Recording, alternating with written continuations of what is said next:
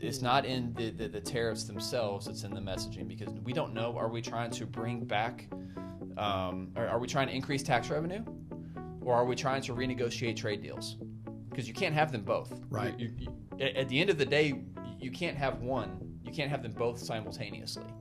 If you're trying to renegotiate trade deals, okay, that's great, that's an outcome in and of itself. But if you're renegotiating trade deals, you're probably not going to increase tax revenue. If you're trying to use tariffs specifically as a means to increase tax revenue, then you're going to leave tariffs alone, and you're going to leave those tariffs at a higher level to increase the revenue coming in because of the tariffs. And you're not as worried about the trade negotiation part of it, right? So those two things are in conflict with one another. The tariffs are causing the markets to go down. No, I disagree with that.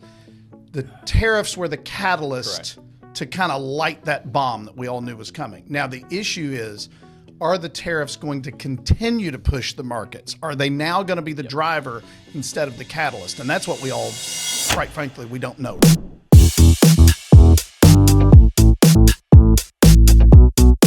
Thanks for joining us. This is Eric Douglas and Chris Vaughn with Family Wealth Planning Partners, and we're going to try something a little bit new here for us. So you might have remembered when we used to pretty regularly record our Money Puzzle podcast, and we do plan to start putting this back out on that channel, wherever you might listen to podcasts. But we wanted to try something a little bit different, because we used to do Burgers and Bourbon. Burgers and Bourbon. Bourbon, there it is. You can tell that it's Friday morning at 9:30 a.m. when we're recording this, and I'm definitely not awake yet. Coffee hasn't kicked in. But we used to do we have a solution for that coming up, though, right? we do, absolutely. So, but we used to do the Burgers and Bourbon video series, and it just kind of fell to the wayside. We weren't really giving it the proper attention that it probably deserved. And as we get bigger and busier, and we have to focus on our clients and actually do our jobs, it kind of fell to the wayside. So what we wanted to do, and Chris and I are going to try something a little bit new, is we're going to combine the Burgers and Bourbon podcast with our kind of Money Puzzle podcast, right? And we figured we'd do something called the Retirement Happy Hour series, and this will be pretty exclusive to YouTube, I believe.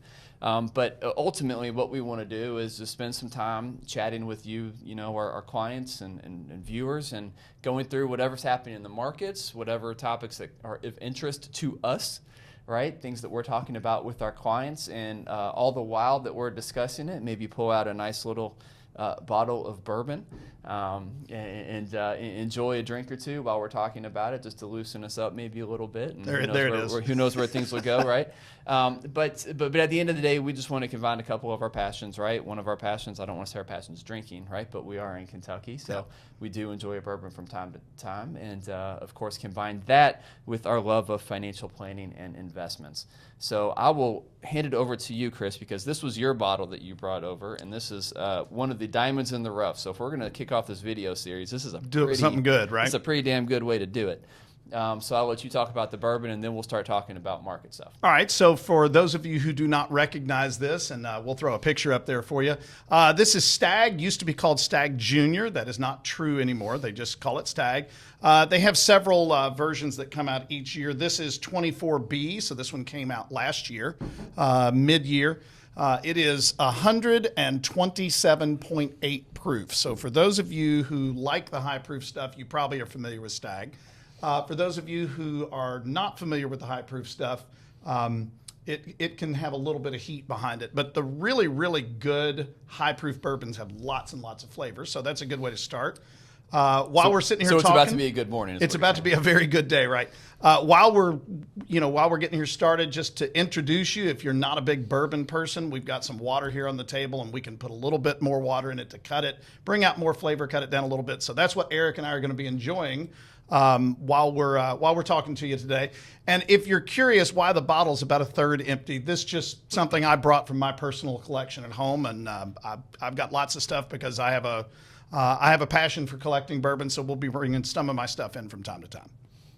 All right. So along those lines, that's a nice little setup, but let's talk about what we're here to talk about, right? So as we record this, it is Friday, April 11th. If if you've been living under a rock, just to give you an idea of what's been happening in the markets the last few weeks, they've been a tad bit volatile, right? Fun in our world for sure to see the ups and downs of the market and what's been going on. A lot of it, a lot of people think that it's being caused by Trump's tariffs, and maybe to some degree that's becoming more true. But let's maybe take a step back. And we'll start talking about market volatility. But first of all, I want to start off talking about kind of the emotional cycle of investing. All right. Because we are to the point now where it wasn't happening until really the last couple days. And it really wasn't until we had that big market pop where the market went up about 10% in response to Trump coming out on Wednesday saying that they were going to pause. We're going to do a 90-day pause, right? Yeah, so we had a market drop. The S&P 500 was down something like 16, 17% prior to that, and then it popped up huge in one day because Trump came out. And I was telling clients this, right? Trump's going to come out one day and he's going to tweet something or he's going to make a statement.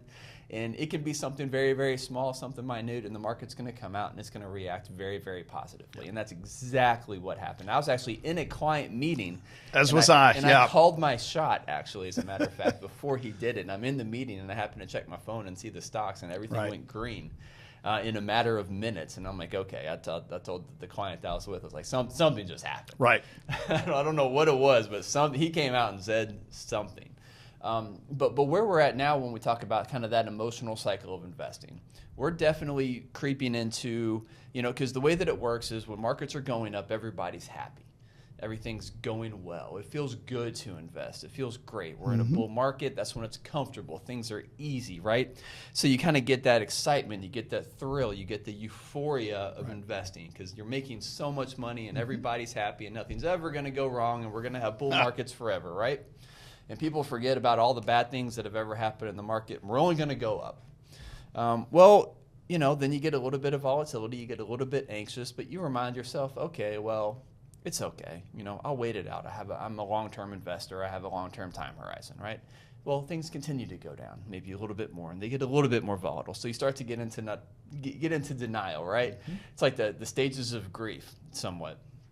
So you start, it's really not that bad. My portfolios aren't that bad. They'll recover. And then you go into fear. And as you kind of get into fear, that's when the calls start coming in. And quite frankly, we really haven't had very, very many.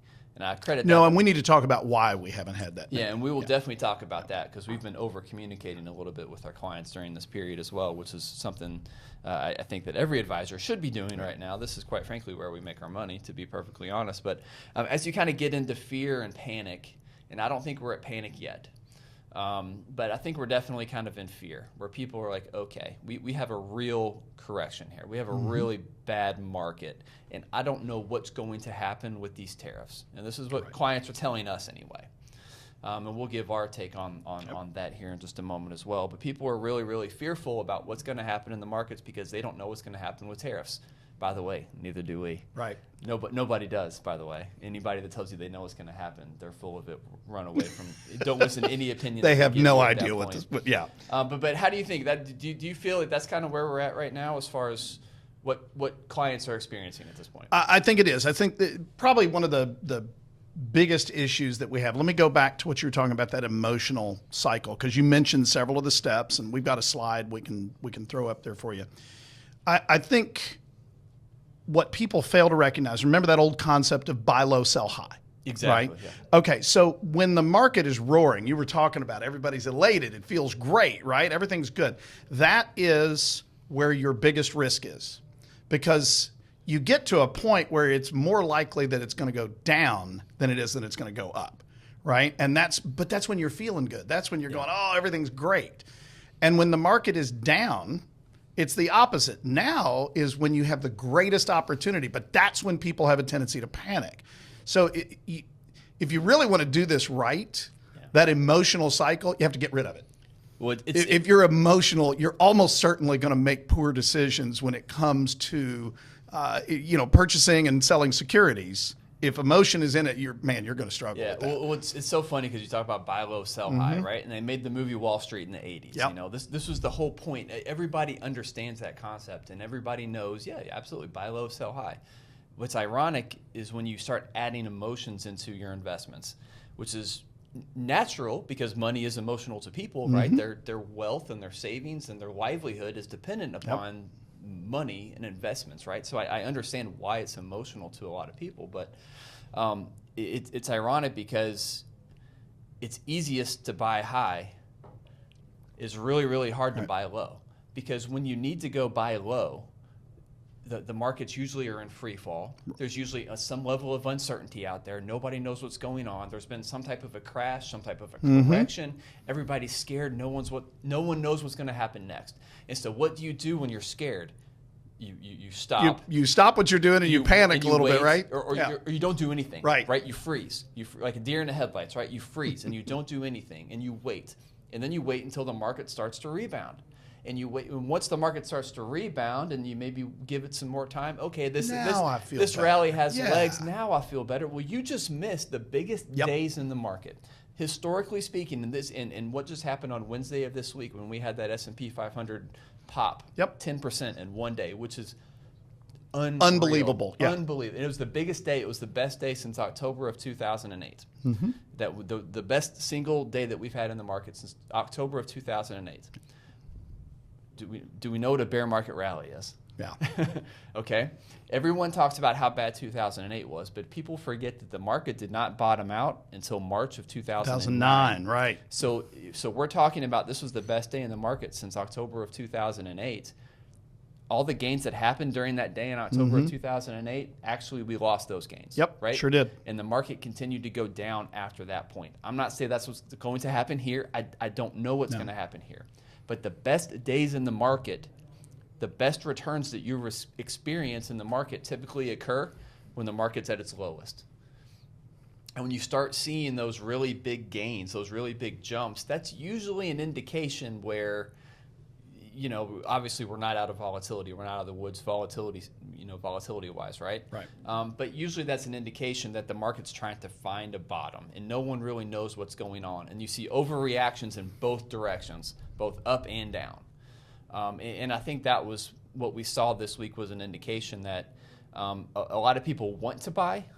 A lot of people are ready for the market to rebound, and they're really, really scared, and they just got a little tiny piece of good news, and they took it and extrapolated their own emotions onto that piece of news, and they ran with it, and they probably got a little overly emotional on the upside, right? Thinking, okay, we're out of the woods. Just because you're grasping, maybe, I don't want to say you're grasping for hope, but that's probably what it felt like. That's probably exactly what it is. Right? But see, that goes back to that emotional cycle that we were talking about. Yeah. If you are investing your own money for a specific purpose, and you're a day trader or you're a professional investor where this is what you do, it's understandable where you can jump around and do these things. But the average person out there is investing primarily for their retirement. And they really shouldn't be looking at the markets this way. This is where you need to be a little bit more steady. And here's another thing, that if you're going to be using that money in the short term, why do you have it invested in something that's really high risk? Okay, so just for fun, I've got the S&P up, which literally, as I uttered that sentence, went from positive to negative and back to positive. That's how volatile it can be, right? But I'm looking at some historical numbers. So the S&P, if you don't know, is the 500 biggest domestically based companies. So it's kind of the benchmark for the overall health of the U.S. economy. All right, if you look at the S&P 500 and you say, oh my gosh, it's horrible. Year to date, it is down 10.25%, right, as of right this minute. All right, but if you look back 2 years, we're up 28.27%. So this is what we've talked about, where we tried to educate our clients. Downturns in the market are natural. If you are reacting to them because you look at your portfolio balance and you go, oh my gosh, I've lost all this money. You haven't lost anything. And that's something that I think the emotional investor struggles with. You haven't lost anything. What you have lost is value, but you still own the same number of shares of stocks or bonds or mutual funds or ETFs. Just their value has dropped. So if you'll sit on it because you have time, it'll come back. All you're doing really when you take these occasional downturns, these corrections, is the market is rebalancing itself to its correct value. As emotion comes in and people start buying things up, things become overvalued. Okay, you and I are both big fans of Brian Westbury.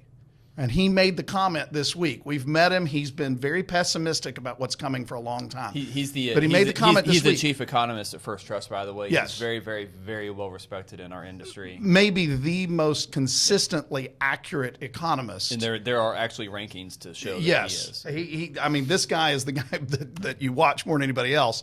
But he said just this week, after everything had really gone down for a couple of months, but really the last week is where we just took a huge tumble. Yeah. He came out and said, now the S&P is correctly priced, right? Now we've paid the price for the big run up. And if you look at it over the last 2 years, we're up 28.48%. Now, realistically, if we had told you 2 years ago that you're going to invest your money in this, and 2 years from now you're going to be up 28%, you would be overjoyed, right? Check. That would be, check that box, sign me up. Yep. right? But you got to take the emotional part out of it, because now everybody's going, oh crap, it's going down, I've got to sell, right? No. If you're going to be using that money in the short term, you shouldn't have been invested in the markets like that anyway. And what's dangerous about the markets is recency bias is a very real thing, right? So whenever the market's up, you think the markets are going to go up forever. When the markets start to go down, you think that the markets are going to go down or they're going to tank forever, and there's no end in sight. And the reality is they just adjust. And you talked about the market correcting itself to some degree. By any metric that you look at the market and the way that the market is valued, the market coming into this year was overvalued somewhat severely, quite frankly. And quite frankly, we've been saying this I've been telling clients this for over a year. And I've even had clients that I've talked to in the last couple of weeks like, yeah, you called it. You've been saying it. Yep.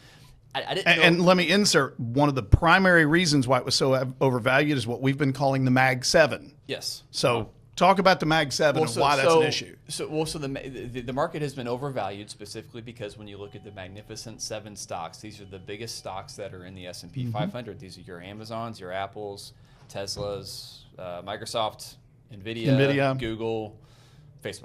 Right? Yes. So I think that's all or right? Alphabet and Meta, to be very precise, exactly, right? Yeah, right. But basically the 7 biggest stocks. And when you look back at the returns of the last couple of years, because the S&P 500 is what's called cap weighted, market capitalization weighted. So it's not like they're all equally. It's not like you have 500 stocks in the S&P 500 and they all have the same weighting. The biggest stocks have a bigger weighting relative to the overall portfolio. Right. So when you combine the market capitalization of those 7 biggest stocks, it had gotten to the point coming into 2024 where it represented about 43%, I believe, of the S&P 500. Just those 7 stocks. Out of 500. Exactly. So you had 493 stocks that represented only, less than 60% of the index. Does that sound like a diverse portfolio? No. No, it is not. And it's amazing how people think, well, I own 500 stocks because I own the S&P 500. I own a diversified portfolio. No, you do not. Not really. you do not. Not to say that the S&P 500 is bad. We just need to know what it is, right, and how it's weighted and how it's priced. So because those Magnificent 7 stocks, and a lot of it has to do, you can say, it's based on, COVID stimulus money. Everybody was working from home. These are primarily tech companies moving into, over the last few years, there's been a boom in AI investment, right? Been a lot of talk about AI and where that's leading. And these are the companies that are leading the investment into AI technology. So there's been, pricing in gains and future potential gains because, we're viewing all these companies as technology and AI companies. And there's something to that, by the way. However, any metric that you looked at, price to earnings and, book value and, sales ratios and all these different things that we use and that the market uses to price or put values on companies, every single one of these companies was overvalued relative to their stock price. Right. So at some point there was going to be a correction, and we knew coming into this year, and I've been saying it's been overdue for probably about a year. For a while, right. So we've been saying it for about a year, and one thing about the markets is they can be irrational for a lot longer than you want them to be, both on the up and the downside. So, and this is going back to what you were talking about, Brian Wesbury was saying, well, the market's probably more correctly priced right now. That doesn't automatically mean we're going to get a bump. We can still continue to slide down. Yep, that's right. Because there's fear, right? And people are maybe starting to panic. We don't know what's going to happen with the tariffs. So the market can reprice itself, and then it can become undervalued. And then it becomes an even better buying opportunity. But coming into this year, we knew that the market was overvalued, specifically on the very high end of the market with those Magnificent Seven stocks, growth sector, tech sector, et cetera, right? So, we had actually adjusted our portfolios accordingly, and we had devalued or lowered our exposure to some of those sectors, specifically at the beginning of the year. So we actually were pretty well prepared. But all that to say, there was a correction a-coming this year. It didn't before anyone knew what a tariff was a few weeks ago. That might have been a great segue, because I wanted to go into that conversation. Yeah, and we'll talk about tariffs. But before anyone knew what a tariff was a few weeks ago, there was going to be a correction. We got it. We just needed the catalyst, because the market has to react to something. The market isn't going to say, oh, NVIDIA is overvalued, everybody sell. That's not the way that this works. No, it doesn't work that way. People need a reason to sell, right? People need a reason to make a change. They need a catalyst. Exactly. They needed a catalyst, and the catalyst became Trump. The tariffs. That's right. Yeah, and Trump is getting a lot of the blame for what's happened in the market. Now we can debate. Hey, I have had this conversation with several people where they've talked about the tariffs are causing the markets to go down. No, I disagree with that. The tariffs were the catalyst Correct. to kind of light that bomb that we all knew was coming. Now, the issue is, are the tariffs going to continue to push the markets? Are they now going to be the driver instead of the catalyst? And that's what we all, quite frankly, we don't know right now. And I think that's where we're at right now, because we got our correction. The correction is basically what a correction is, just to make sure everyone's on the same page. A correction is a drop of over 10% in the markets. From their most recent high, from right? Their most recent highs. So we've gotten a correction and some. So we are probably pretty relatively correctly priced. I would assume if the markets continue to go down from here or maintain volatility in the near future, that's not because of the market being overvalued at this point. So now I think we're into fear and uncertainty, going back to that emotional cycle of investing. Anything that happens in the market at this point going forward is based upon what people think is going to happen. And the unfortunate reality is we're not going to know how these tariffs are going to have any effect on the market until probably the end of summer. Yeah, that's probably true, because it takes time for everything to flow through the economic channels. Well, so we're sitting here at the beginning of April, which means it's the beginning of the second quarter, the very beginning of the second quarter. We're going to start getting earnings reports, by the way, from all of these companies for the first quarter. And a lot of these companies are going to have really good earnings reports looking backwards. Yeah. But what's going to be very, very interesting is the forward guidance that we see from a lot of these companies, from a lot of these companies that are reporting their earnings from Q1. Because, yeah, we had a heck of a quarter, but that's in the past. That doesn't mean anything going forward. Everyone's going to want to know how these companies view tariffs and how they're going to affect their balance sheet, right? And so it's going to be really interesting what type of forward guidance estimates that we see, and if we have estimates that are revised downward. So if we see a lot of companies come out in their earnings calls over the next few weeks, and they start putting out downward guidance because they're afraid of what's going to happen, and quite frankly, you can probably expect that. Ever heard of the term under promise, over deliver? Yeah, that's right. So you have public companies that have the ability to reset expectations on the idea that they can overperform down the line and get a pop in their stock price later on down the line because they're going to beat earnings. Because all these public companies want to do is beat earnings, right? At the end of the day, that's what their goal. They always want to beat expectations. Yeah. Well, right now they've been given on a golden platter an opportunity to lower expectations, and public companies, they don't like to do that, right? They don't like to lower expectations because that affects their stock price. That's right. But now they've been given an opportunity, so you're going to hear a lot about this. Oh, these companies think that the market's going to crash, and they think that tariffs are going to end the economy, and that everything's horrible, and everything's going to come to an end, and that's going to probably create more fear and more uncertainty, and it becomes a domino effect. So it's going to be really interesting to what degree these companies think tariffs are going to individually affect each one of these companies. Right. And I don't know. Nobody knows. Well, I think that's so. Let's go into the tariff conversation a little bit. I think probably the biggest issue with the tariffs, it's not that the tariffs are good or bad. It's that we don't really know what Trump's end game is here. So whether you like him or hate him, or I don't care. When you don't really know what he's up to, that's where you get the volatility. So, for example, if the Trump administration communicated very clearly that we are going to put tariffs on everybody, for example. But when those countries come to the table and we renegotiate the way things are going to go between those two countries, and the goal is to get down to zero tariff both directions, that if we knew that that was the end game, the market would spike. If we knew that. That's why when you had the postponement, the 90-day postponement on 75 countries or whatever, that's the reason the market spiked, because they saw that opportunity coming up.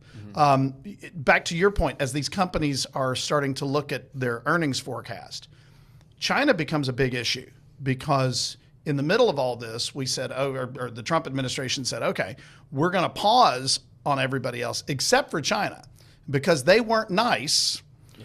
We're going to double down on them. Talking about being emotional. Yeah, we're going to put a 125% tariff on top of the 20 that we were already doing. So it's now a 145% tariff. Okay, fine. Let's punish China. They manipulate their currency. They're taking advantage. Okay, I'm all for steal that. Patents and but how much of the products that we buy are made in China? Okay, let's just look at the table right here. All right, the glassware and the whiskey, thank God the whiskey's from Kentucky, right? From a distillery that's currently underwater. Oh my gosh, yeah, Buffalo Trace is underwater, right? Yeah. On the other hand, the devices that we're using right here, good chance the microphones, everything else, these are probably products that are made at least in part in China. Right? How does it impact that part of the industry? Apple specifically. Yes, exactly. I mean, they're very heavily entwined into the Chinese economy. So right. this iPad, that iPad, our iPhones, which are recording us right now. Yep, exactly. Those came from China. So how does the tariff on China, which in my personal opinion, that's going to be a little bit longer lasting. I do not think, I don't care whether you love Trump or not. You and I have had our discussions, and we disagree on some things and we agree on others about him. But I think he's very pragmatic. And I think when he sees things going poorly, he changes his course because he wants to win. That's what really drives him. Okay. So I think long term, probably this year, most of this tariff conversation settles itself, right? Sure. Negotiations don't take place in a week. You know, when we hear on the news, oh, so-and-so is flying in right now, and we're going to fix this. That does not happen in an afternoon, right? This can take months or years for these negotiations to work out. I think the pressure will be relieved as we see that we're trying to do that. I don't think that's true with China. I think this is going to be a little bit more of a long-term thing, and that's where I'm concerned. And all these companies that make up the S&P and the Dow and the NASDAQ and all these other types of investments that we use, those companies are all going to be impacted by that trade with China.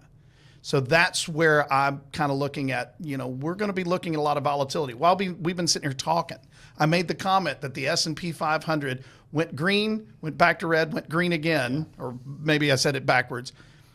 It is now down 0.71% today. And that has happened while you were sitting here talking and kind of walking through what's going on in the markets. So that's where I think that if we stop talking. You know what? Then I'm going to shut up if that happens. But also, how's the Fed going to what changes are they going to make? We just saw a report come in. I was reading this morning that.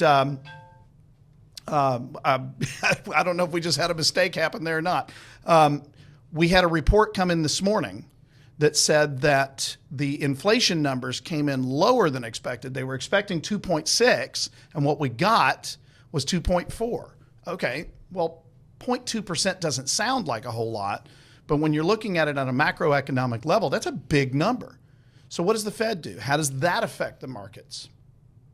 Yeah, and the Fed hasn't really made any policy changes at this point, so we'll see if they do come in and intervene, which, that's always a mixed bag, and there's, you never know what's going to happen or what decisions that they decide to make. And, we've all had issues with the Federal Reserve coming in and making trades, but one thing I think we can all agree on is if this were to be sorted out by the free markets, it would be done a lot more efficiently and a lot more quickly than if the Fed intervenes. Hallelujah. So hopefully they take a step back and just kind of keep their paws off of things and try not to fix. I'm going to use air quotes here for anyone listening and not watching, right? So for those of you that are watching and or listening and don't know this, Eric and I are both very much free market people. turn it loose and let it do its job, and everything always works out to the right answer.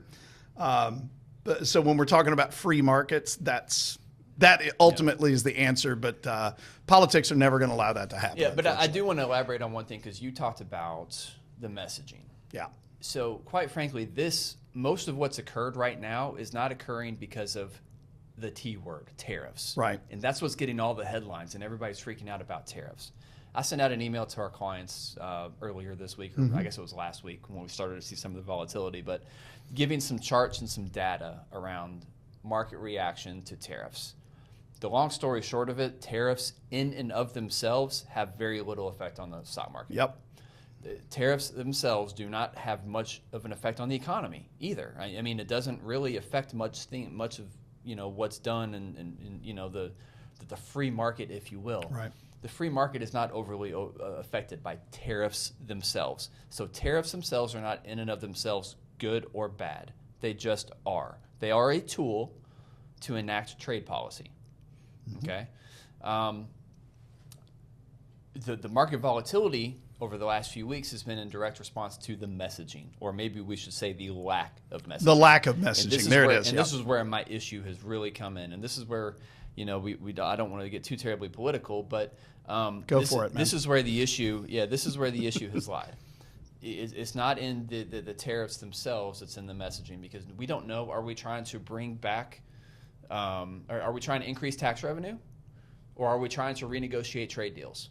Because you can't have them both. Right. At the end of the day, you can't have one. You can't have them both simultaneously.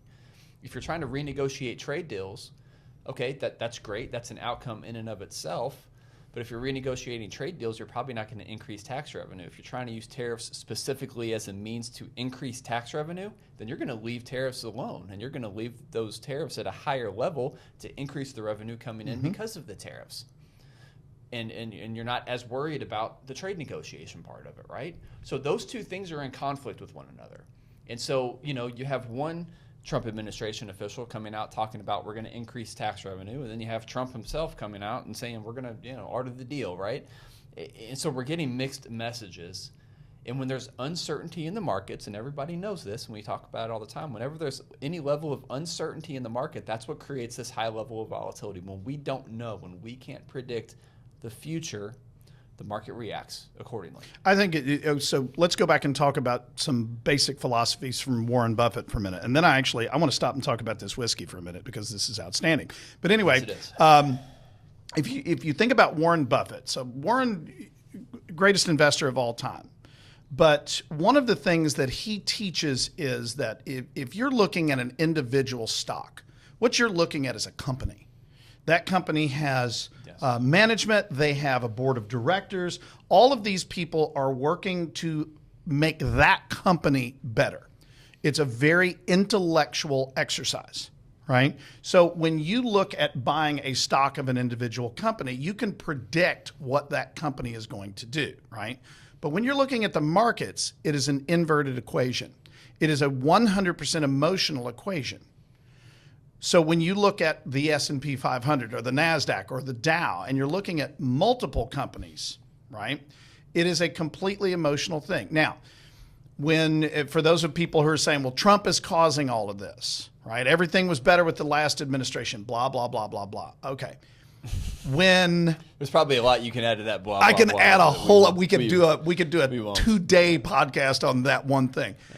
Here's what the markets as a whole say. Do we know what the rules are? Do we know the rules with which we have to play? If they do, the markets are usually positive, right? They don't care that they like the rules or dislike the rules. They know what the rules are. They know what the current political environment is, right? On the other hand, when they don't really know what's going to happen, and that I think goes back to that messaging part. We don't know. Is this a play to try to even the playing field? Is this, as Trump has said, this is permanent. I am not taking these off, he said. And I get that is probably part of his art of the deal thing. But when the markets don't know what's going to happen, the markets go sideways. You made the best comment the other day. We were talking about this. You said the markets are drunk. Yeah. Their behavior was if they were drunk. And that is because the markets as a whole are emotional. And right now, we don't know what the rules are. The rules are going to change day by day by day. So that's kind of the point that I would look at when we're talking about emotional investing with the tariffs that are going on, all those other things. What it comes down to is the markets are emotional, and that's why they are reacting the way they are right now. And I think, yeah, and I think I will even add one thing, and I'm definitely not going to go into the weeds on the bond market. Oh, that's a whole different can of worms right there. If I want to lose a lot of viewers, that's one way to do it, to start talking about bonds. But there's a reason that Trump came out on Wednesday specifically and did the press conference and said that he was going to put the pause on tariffs for 90 days. And that was in direct response to the 10-year Treasury going up. The reason the 10-year Treasury was going up was because countries were selling their treasuries. And for those that don't understand, U.S. Treasuries, that's your debt. That's the U.S. debt. That's exactly what it is, right? And so companies that held U.S. Treasuries or bonds, right, they were selling their bonds and getting their money back. So the way that a bond works is, let's say Japan is out there and they decide that they're going to buy U.S. Treasuries. So they send the U.S. Treasury X amount of dollars. And in return, the U.S. government is going to pay them a certain amount of interest depending upon the whatever terms that they agree to, right? And they're going to pay them out a certain amount of interest over a certain amount of time. Well, when other countries start selling their U.S. Treasuries, that's basically forcing the U.S. economy or the U.S. government to pay that money, and they're losing the ability to keep that money in-house to fund the operations of the government. So what was happening was other countries were calling in their U.S. debt, basically. That's right. And once that started happening, what was happening, Trump didn't come out and make the statements he did. He didn't change his policy. He didn't change direction because the stock market was volatile. The stock market is supposed to be volatile, by the way. That's a feature, that's not a normal thing, right? That's a very normal thing, and you need it to be normal. That's how you get the returns over time, is with the volatility and with the risk. The problem was in the bond market, and he was trying to stave off any type of panic in the bond market because that's a far bigger deal. Yeah. And we talk about 2022, and it's interesting how much attention has been paid to what's happened this year in 2025. 2022 was a horrible, horrible year in the markets, and I felt like it was very muted. We can debate why, maybe, depending upon, the going back to your blah, blah, blah and the previous administration, right? But the fact of the matter is 2022 was a really bad year in the markets, but it wasn't because the stock market was volatile. The S&P 500 at one point bottomed out about 25% before it rebounded a little bit at the end of the year. The NASDAQ was down even more than that. The Mag 7 actually took a pretty big beating in 2022. But the problem with 2022 was the bond market, because you had fixed income portfolios that were down 13, 15%. Because, once again, this is going back to what I was just talking about. There's an inverse relationship between rates and price. So if interest rates go up, price or value of bonds goes down. Goes down, right. That's what happened. Federal Reserve was coming in, raising interest rates to combat inflation. And so you saw the value of bonds plummet. And so what was supposed to be the safe haven of a retirement portfolio, everyone talks about the 60-40 portfolio, and we've talked about how that 60-40 portfolio is dead ad nauseum, right? We've talked about that plenty, or at least the way that it used to be implemented is dead. The concept is still very well alive, but that was the issue. The 40 of that 60-40 was down just as much as the 60 in some cases. And so that was a huge, huge problem in 2022. That had not happened this year. This year, bonds were holding up their end of the bargain. The fixed income market was doing pretty well. Once there started to get a little bit of volatility in the fixed income market, that was when Trump came out and gave his statement. It wasn't because of the stock market volatility, and I've heard a lot of people suggest that, the market was crashing. It had nothing to do with the stock market. He even said so in his presser. It didn't get that much press. And a lot of people probably don't really understand I think that's because the press doesn't understand the bond markets. Yeah, they don't know how to report something they don't understand. But yeah, he came out and he talked about the bond market and he talked about treasuries as kind of the somewhat specific reason why he came out and did what he did. Because he was trying to stave off basically a run on the U.S. government debt and forcing us to basically have to pay on our government debt. Because no one wants to do that, right? So that was a huge, huge issue. But let's talk about our bourbon. Wow, there's a transition. Okay, so yeah, we'll kind of wrap up that conversation. Before we switch into the bourbon, I would suggest if you are invested for a long term, then watching the trend line that I'm watching right now, which during our conversation it looks like a heartbeat chart. It's up and down and up and down and up and down. But if you look at it over time, 2 years or more, it's all green because it goes back to that example we talk about the mountain climber going up the mountain. But he's doing a yo-yo. Don't watch the yo-yo, watch the mountain climber. If you have a short-term format, let's call it under 10 years that you're going to use this money, why would you be invested in this way in the first place? That's just not wise. So, all right, so let's go on to talk about it. What do you think about the Stag 24B? Well, for as strong as it is, what is it, 120? 127.8, I think we said. 127 proof. Yeah. Was this this is barrel proof. Yeah. I don't even think I realized that. You got to barrel proof. All Stag is like that. No, it's actually really smooth for 127. It's really not that what some people would call hot. And if you saw me while you were sitting there talking, I actually put just a few drops of water in it just to see what it would do. Yeah, I haven't done that. So. Beforehand, what I tasted was cinnamon and butter. I mean, it was just like butter. It was wonderful. Then I put a few drops of water in it. And by the way, I didn't think it was that hot. The proof did not, burn me or anything. Now, I have a palate that's used to it, but when I put a few drops of water in there, I don't know, 3 or 4, the butter changed to honey. But the honey was spicy. I just tasted that. Yeah, it actually got hotter when I cut it down a little bit with water. That was what I tasted. And by the way, they were both outstanding, but I preferred it before I put the water in it. And if it was a little bit later in the day, I would probably have a little bit more bourbon in the glass just to get it back to where it was, because that was awfully good. Yeah, like I said, Friday morning, this is probably not the ideal time to be drinking bourbon, but you got to record when you have time to record, right? This is when we have time, and so my next couple client meetings this afternoon could be fun. No more client meetings for me today. I'm not anywhere near that. I'm totally fine, right? Yeah.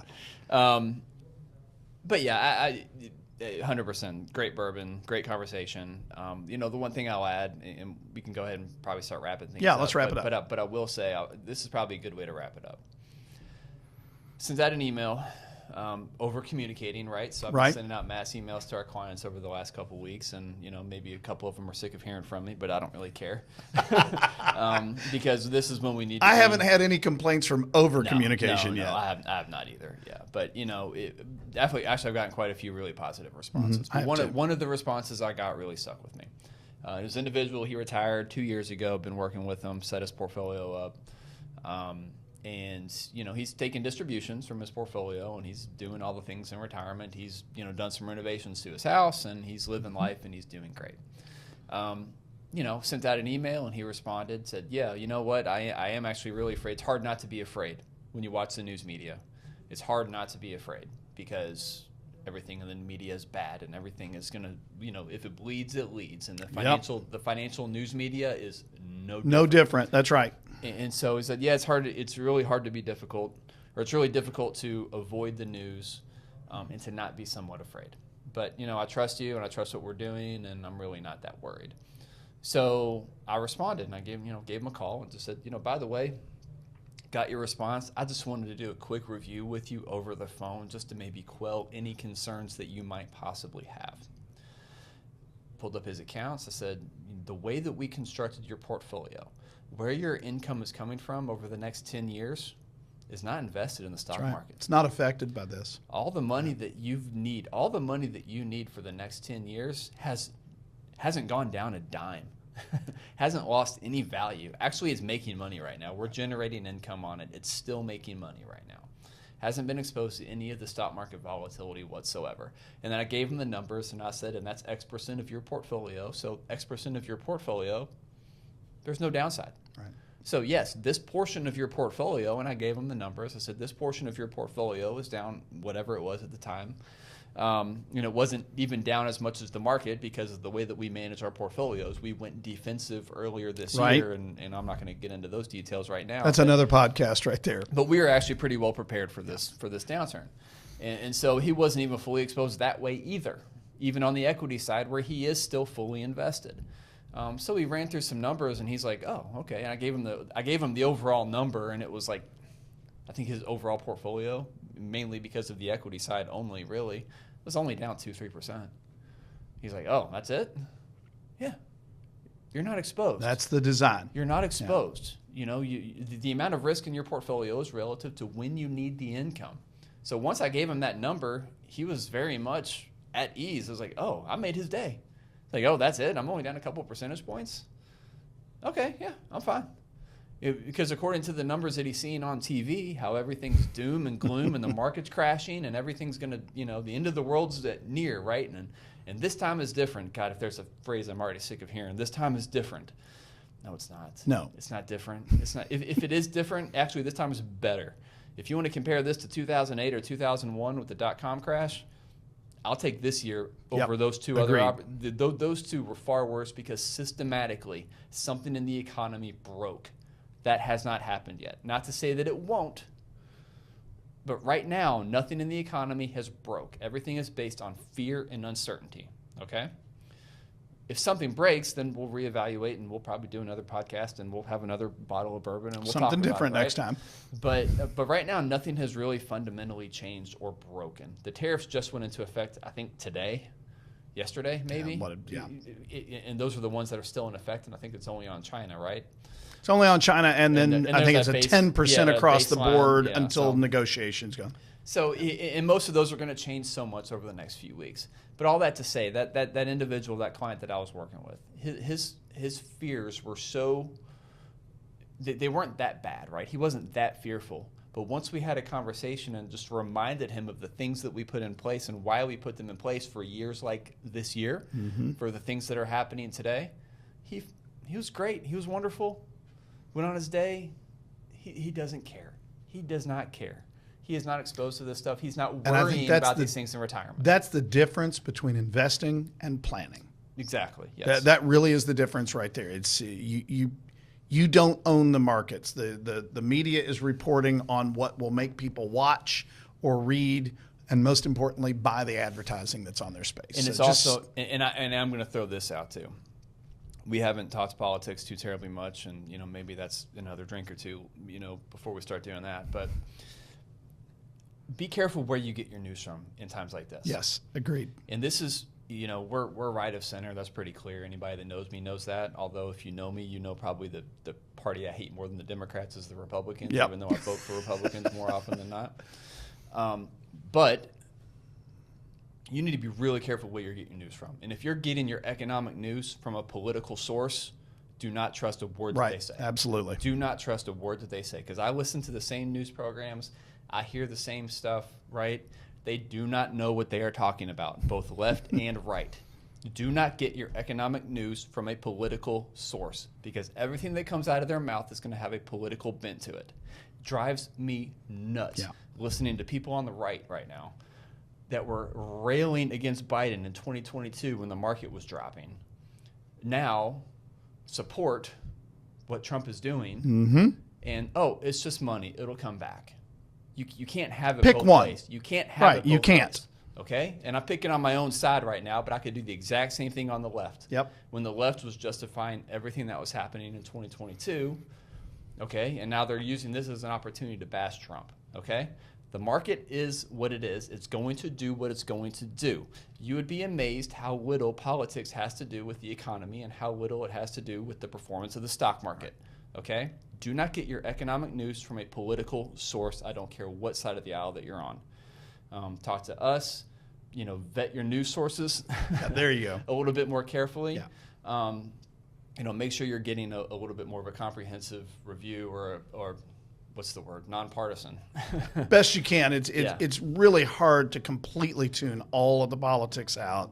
They are intertwined to a great extent, but that's great advice. At least understand who it is you're listening to. Most news sources have a political bent. Yeah. You know what I mean? And so you got to be very, very cautious on what you're actually believing. So let's wrap this up. Great bourbon, great conversation. Do something different next time. We'll do it again. All right. See you next week. Thanks for listening.